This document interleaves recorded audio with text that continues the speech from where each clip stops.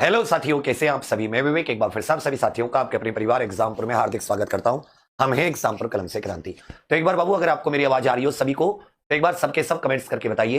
फिर मैं आप सभी को बताऊंगा कि आज जो इको गार्डन 12 जून को हमारा धरना प्रदर्शन था, उसका परिणाम क्या रहा और उसमें क्या क्या, कैसे कैसे और आगे अब क्या करना है, जिसको लेकर आप बड़े सबके सब परेशान है। तो वो सारी की सारी चीजें देखिए। सबसे पहले मैं बताऊं, ये जो साथी हमारा 12 जून का आज का धरना प्रदर्शन था, ये 12 जून का धरना प्रदर्शन ऐसे नहीं कि हम कोई अराजक तत्व हैं या हम कोई सरकार को परेशान करने वाले तत्व हैं, ये हमने अचानक शुरू किया।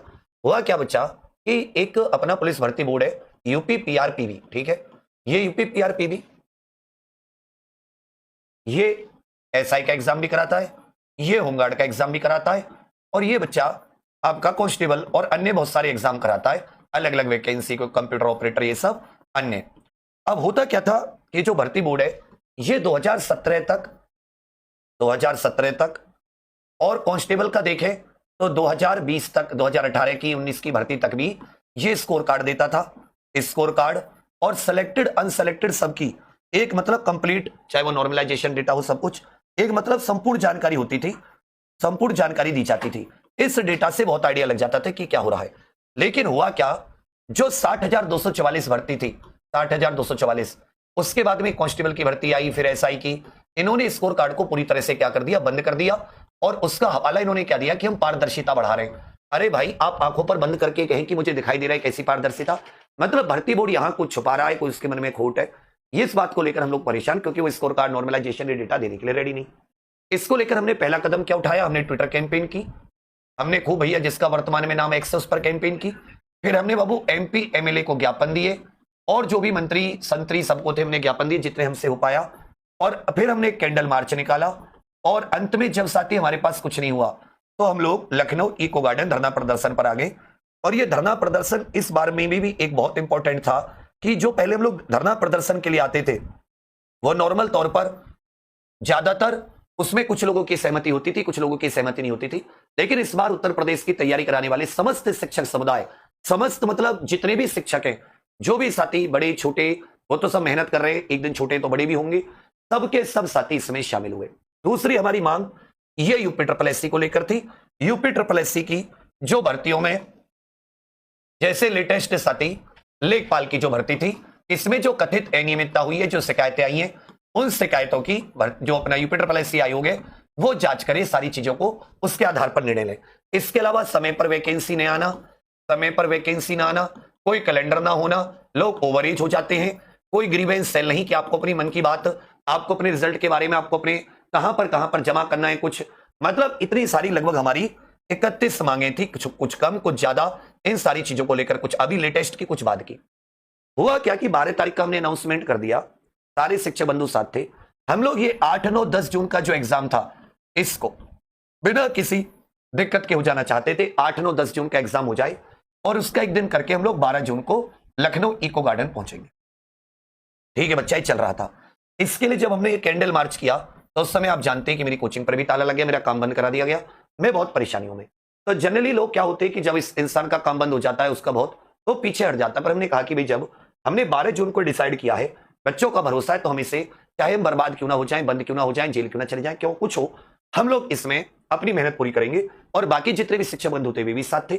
हमने कहा कि जो ये कॉकरोच जनता पार्टी करके है, इसके लोग, इसमें जो अपना आंदोलन था, ये पूर्णतः छात्र आंदोलन था, इसका किसी पार्टी से कोई लेना देना नहीं था, इसका किसी राजनीति से कोई लेना देना नहीं था। तो अचानक उन्होंने रील डाल दी कि भाई वो भी इसमें शामिल होंगे। अब भाई हमारा उनसे कोई संपर्क नहीं, कोई कांटेक्ट नहीं, हम कैसे बताएं कि भाई आपको आना है नहीं आना है, क्या कैसे। हम लोग सारे के सारे टीचर कौन, और सबके सब परेशान हो गए। अब सरकार ने, प्रशासन ने शक्ति दिखानी शुरू की। शक्ति तो वो वैसे भी दिखाता, डिटेन करना, क्योंकि उस दिन उसने कोचिंग पे ताला लगा के शक्ति दिखा दी थी। तो कल क्या हुआ, कल बीते दिन जो 11 जून थी, मैंने सोचा कि भाई ठीक है, अगर ये पकड़ेंगे तो लखनऊ पकड़ लेंगे। मान लो हम लखनऊ पहुंच गए, वो क्या करेंगे, लखनऊ पकड़ लेंगे। लखनऊ तो उनके लिए सबसे ज्यादा आसान है, इको गार्डन तो हमें पहुंचे नहीं होगा। तो बच्चा 11 जून मैंने तेजस एक्सप्रेस पकड़ी, तेजस एक्सप्रेस, और मैं उसमें अकेला मैंने टिकट लिया, और मैं तेजस एक्सप्रेस से लखनऊ के लिए बैठ गया C5 75 नंबर पे। अब मेरा मतलब मुझ में ये भी नहीं था, पकड़ेंगे तो लखनऊ पकड़ेंगे, क्या ही फोन बंद करके हम कोई चोरी थोड़ी ना कर रहे हैं, कोई डकैती करने जा रहे हैं, हम कोई क्रिमिनल लोग हैं। भाई अपने संवैधानिक अधिकारों का शांतिपूर्ण, हम तो संविधान में इतना भरोसा रखने वाले लोग हैं। पर चलो, उन्होंने साथी, मेरा मोबाइल नंबर होगा उन लोगों के पास, उसको ट्रेस किया, उन्हें समझ में आ गया कि ट्रेन में यात्रा कर रहा है जीआरपी या आरपीएफ के जवान होते सादा वर्दी में, उनसे जो टीटी के पास टिकट होता है उस पे जो नाम होते कि इस नाम का कोई व्यक्ति ट्रेवल कर रहा है, उन्होंने मेरी सीट नंबर सब कुछ कंफर्म किया। और फिरोजाबाद जनपद में टुंडला करके स्टेशन है, टुंडला आपने नाम सुना होगा, ये उत्तर प्रदेश के फिरोजाबाद जनपद में पड़ता है। वहां अचानक में मेरी आंख लग गई, 6 बजे, 6 साढ़े 6 बजे की बात है, 6 या साढ़े 6 बजे की बात है। और अचानक कुछ ऐसा ही, कुछ इंस्पेक्टर साहब, एसएचओ साहब, कुछ सिपाही, कुछ सादा वर्दी में अचानक पहुंच गए और एकदम मेरी आंख खोली, मैं तो हड़बड़ा गया। बोले वेक वेक, मिला हाँ जी वेक क्यों और कौन होता। मैं समझ गया कि इन्होंने नंबर ट्रेस किया है। उन्होंने एकदम तुरंत निकाला, बैग में कौन है तेरे सामने, अकेला हूं जी, बैग ये रहा, छोटा सा बैग है, पिट्ठू बैग सा, उसमें एक तौलिया था मेरा, एक जोड़ी कपड़े थे कि भाई ये कपड़े कई दिनों से थे, गंदे हो जाएंगे, पसीना आएगा तो दूसरा जोड़ी पकड़ लूंगा अगले दिन। और भैया वो क्रिमिनल एकदम बिल्कुल ऐसे हाथ को पकड़ के क्रिमिनल की तरह हाथों में दर्द होने लगा। मैंने कहा भाई मैं कोई क्रिमिनल थोड़ी ना हूं, आप जहां जिसने आपको कहा है पकड़ने के लिए उससे पूछो तो सही कि आप कोई हार्डकोर क्रिमिनल की तरह थोड़ी ना पकड़ रहे हो, कि मैं कोई डकैती करके जा रहा हूं कि आप मुझे ऐसे एकदम बिल्कुल मेरा मेडिकल कराने जा रहे हो, एनकाउंटर करने जा रहे हो, क्या लोग हो। ये समझ में आया, हाथ छोड़ा आगे जाके, फिर वो गाड़ी में बैठा के थाने ले आए। अब आना मुझे लखनऊ ही था। अब देखो थाने में बैठे रही, ना फोन ले लिया, ना कोई बात, ना कोई कुछ, बड़े परेशान। अब ये हुआ क्या कि किसी ने पीछे से वीडियो बना ली, वो वीडियो नहीं होती तो पता भी नहीं होता कि कहा, क्योंकि फोन मेरे पास था नहीं, उन्होंने तुरंत ले लिया था ट्रेन में। अब भैया फिर उन पे थोड़ा सा दबाव आया होगा कि यहाँ तो बच्चे बिगड़ जाएंगे, इतने ज्यादा बच्चे आ रहे हैं। फिर उन्होंने वहां से निकाला रात को बिना नंबर प्लेट की गाड़ी से, प्राइवेट पता नहीं जैसा कहां लेके जा रहे हो। फिर भैया मुझे लखनऊ पुलिस को सौंप दिया। 3 साढ़े 3 बजे सुबह आगरा एक्सप्रेस में, फिर लखनऊ पुलिस लखनऊ ले आई। फिर उन्होंने कहा कि भाई उन्होंने पूरी पूछताछ करी, कौन साथ, मतलब जी ये पूरा फोन कोई आ नहीं रहा मेरे फोन पे, मेरा कोई साथ नहीं है, ना मेरा हमारा किसी से कॉकरोच इत्यादि से हमको जानते ना हमारा संबंध, हमारा तो ये 6 महीने पहले से, हमने पहले ज्ञापन दी, हमने सब कुछ किया, तब हमारे प्लान था, तब हम लोग आज 12 तारीख को आए रहे, तो हमारा तो पहले से है और आप हमें करने दो। फिर उन्होंने भैया 12 मैंने जो मांगी थी बच्चा, वो 7 दिन की परमिशन मानी थी। कितने दिन की? 7 दिन की अनुमति मानी थी। जो मैंने ऑनलाइन अप्लाई किया था वो 7 डेज की अनुमति थी, लेकिन उन्होंने 1 दिन की अनुमति दी, वो भी कितने की?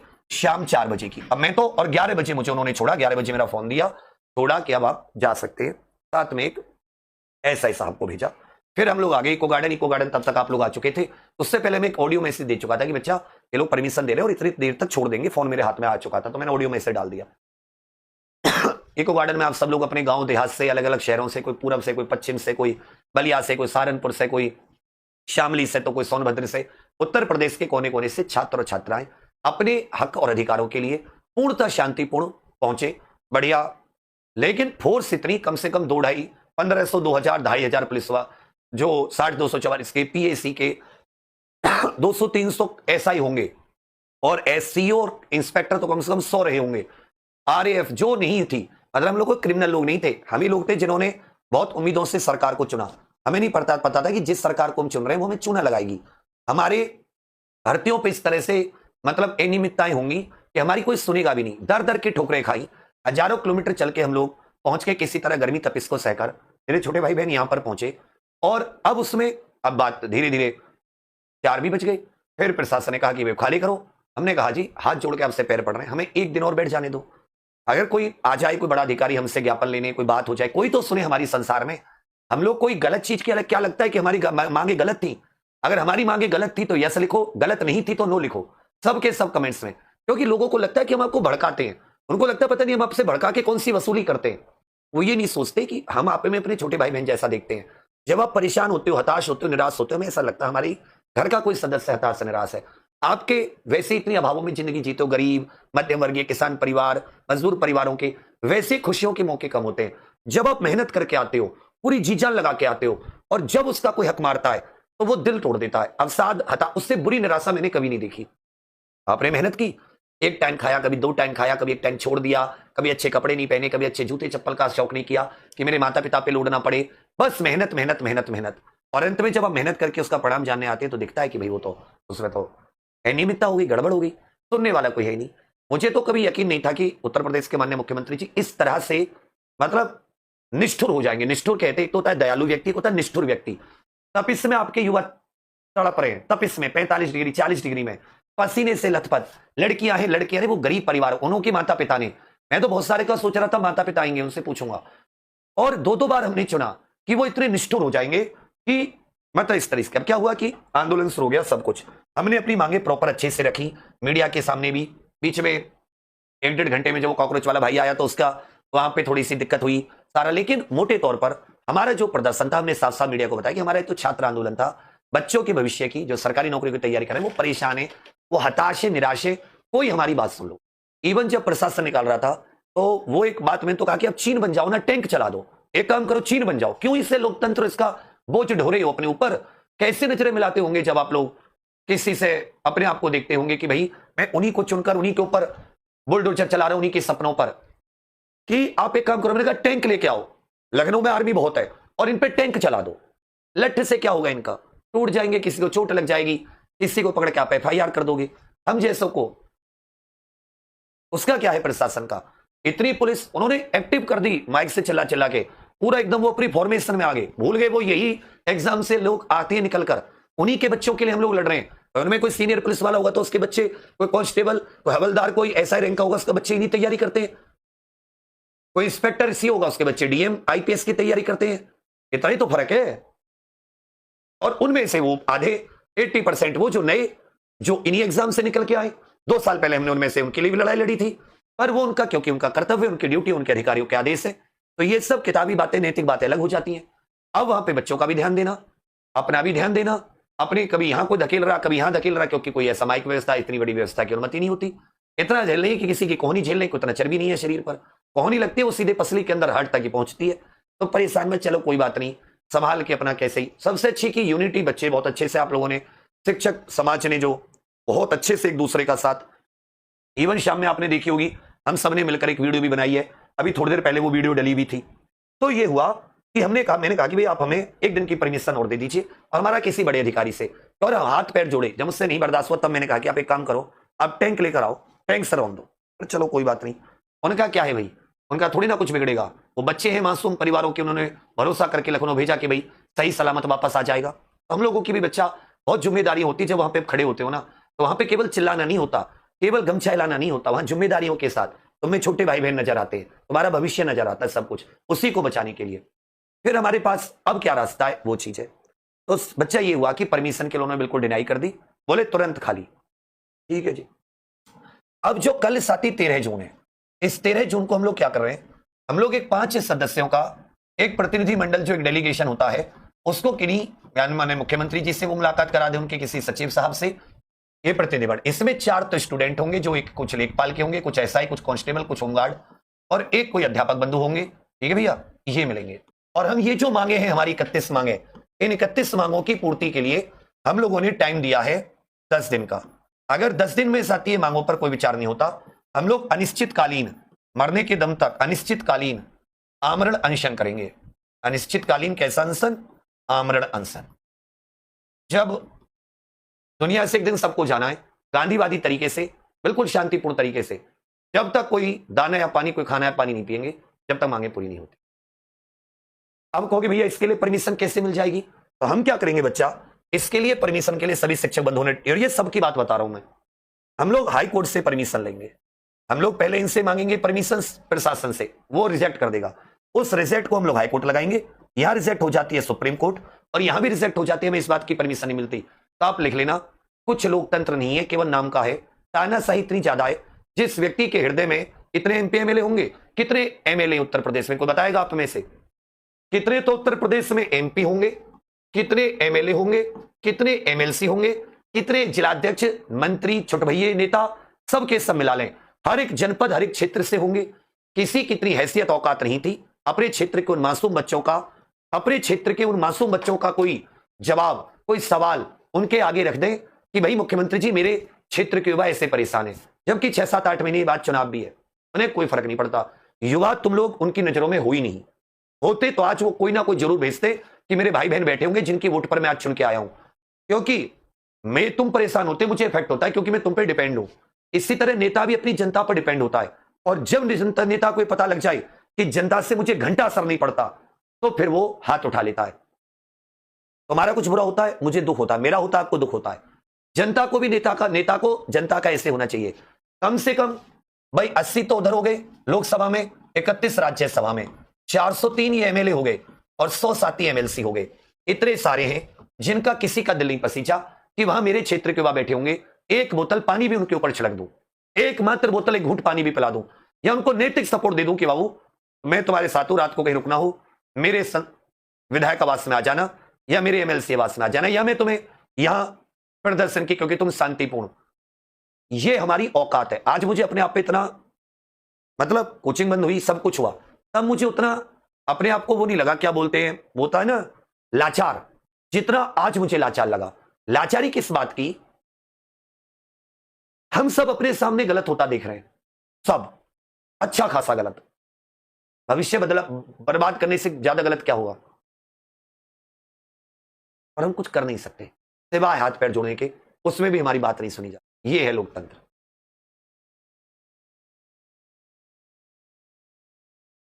लाचारी की अंतिम मतलब होता है ना, और इसलिए मैं तुम सबसे हाथ जोड़ के माफी मांगता हूं। बहुत गलत लोग हैं हम लोग, धिक्कार है हम पर कि हम शिक्षक होते हुए जिन पर तुम भरोसा करते हो, हम तुम्हें तुम्हारा हक नहीं दिला पा रहे। सच बता रहा हूं, कतई मन नहीं है,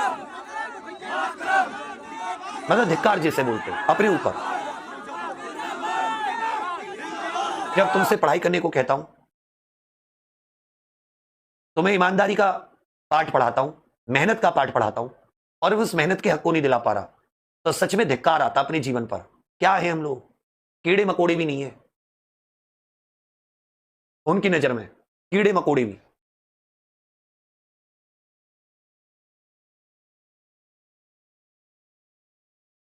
तो ये पूरा घटनाक्रम हुआ जो मैंने आपको बिल्कुल शुरुआत से बताया। तो अभी मैं आपको ये बताऊंगा, ये हमारी सबकी बात हुई है। इसमें सबसे अच्छा क्या चीज लगी, क्योंकि देखो बाबू, लेखपाल का जो जांच है उसका एक इशू यूपी ट्रिपल एससी से, जो स्कोर का नॉर्मलाइजेशन है, उसके पास हमारे पास 2 मौके और हैं, एक होमगार्ड का रिजल्ट का और एक यूपी कांस्टेबल के रिजल्ट का।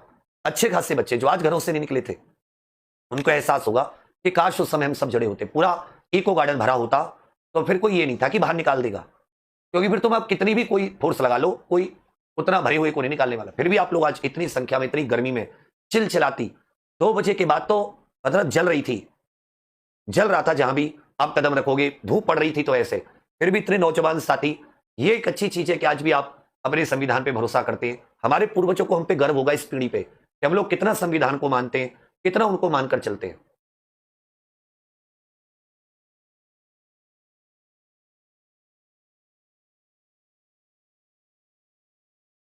बहुत सारे छात्रों को तो रास्ते में रोक दिया, लाइब्रेरी से बस निकल रही है डिटेन कर दिया, कोई कहीं से आ रहा है, कोई स्टेशनों पे रोक रहे हैं, ग्रुप में दिख रहा रोक रहे हैं। अरे भाई, अपने प्रदेश की राजधानी जा रहे हैं, क्या डरपोक लोग हो?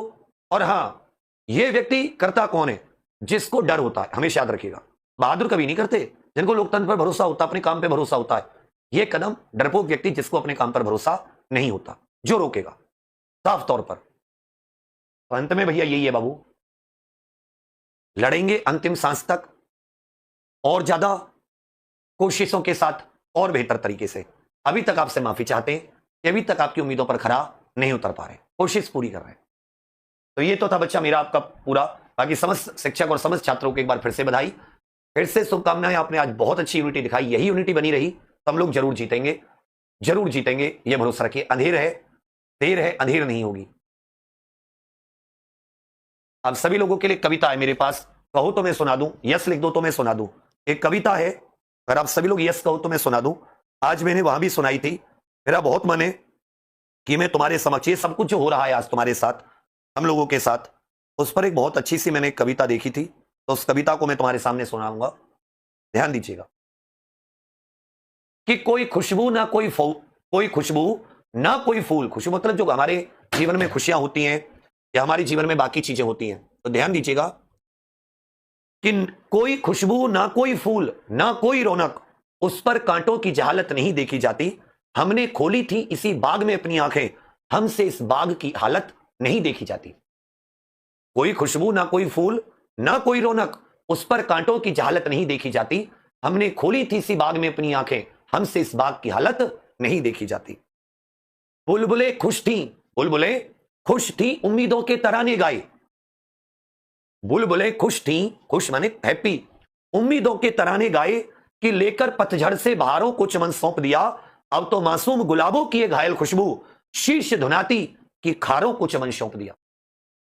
ध्यान देना कि रात बस रात जो होती तो कोई बात ना थी, कभी तो सवेरा होता कि रात, बस रात जो होती तो कोई बात ना थी, उसका आकार मगर दूना नजर आता है। वो रात दुगनी लग रही है कि रात मगर रात, बस रात जो होती तो कोई बात ना थी, उसका आकार मगर दूना नजर आता है।